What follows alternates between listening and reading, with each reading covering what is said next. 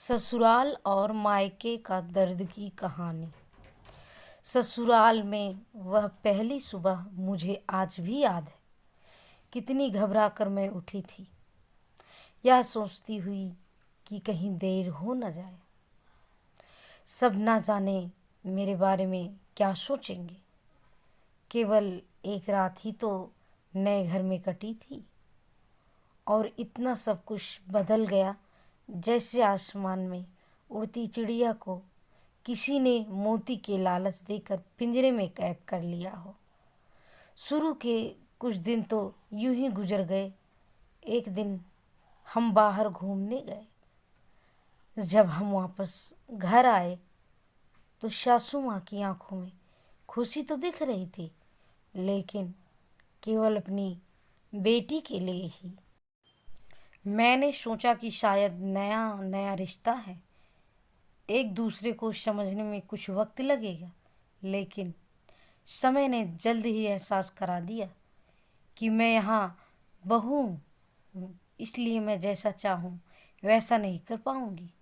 कुछ फ़ायदा और मर्यादा है जिसका मुझे पालन करना होगा, जैसे कि धीरे धीरे बात करना, धीरे से हंसना, सबके खाने के बाद खाना खाना।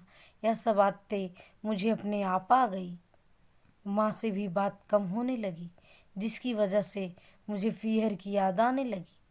ससुराल में पूछेंगे पर कहाँ गया, कि अभी नहीं, कुछ दिन के बाद जाना।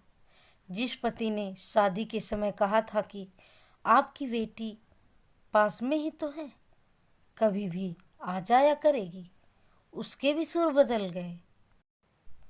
अब मुझे धीरे धीरे यह समझ में आ गया था कि शादी कोई बच्चों का खेल नहीं है। इसमें केवल घर नहीं बदलता, पूरी जिंदगी बदल जाती है। अब मैं कभी भी उठकर अपने पीहर नहीं जा सकती। यहाँ तक तब तक ही पीहर वालों को भी मुझसे मिलने के लिए पहुँच कर आना पड़ता है। पीहर में जोर जोर का हंसना, कभी भी कहीं भी चला जाना, रसोई में से कुछ भी उठाकर खा लेना, अपनी मर्जी का करना, यह सब यादें बनकर रह गई। अब मुझे समझ में आने लगा था कि क्यों विदाई के वक्त सभी लोग मुझे गले लगाकर रो रहे थे। असल में मुझसे दूर होने का एहसास उन्हें हो रहा था, लेकिन एक और बात थी जो उन्हें अंदर ही अंदर परेशान कर रही थी कि अब जिस सच्चाई से मुझे इतने दिन दूर रखा गया है, वह सच्चाई मेरे सामने आने वाली थी।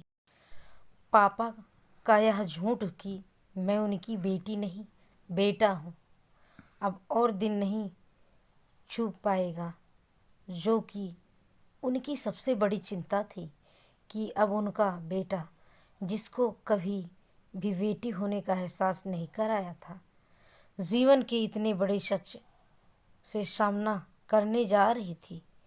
वही माँ को भी चिंता सता रही थी कि उनकी बेटी अभी तक कोई एक काम भी नहीं किया करती थी। अब वह पूरे परिवार की जिम्मेदारी कैसे उठाएगी। सभी लोग मेरे इस विदाई और पराये होने का दर्द जान रहे थे, सिवाय मेरे, इसलिए वह सभी लोग रो रहे थे।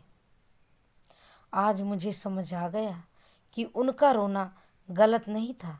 यह हमारे समाज का नियम ही है कि एक बार बेटी डोली में विदा हो गई तो वह उस घर के लिए केवल मेहमान ही बनकर रह जाती है।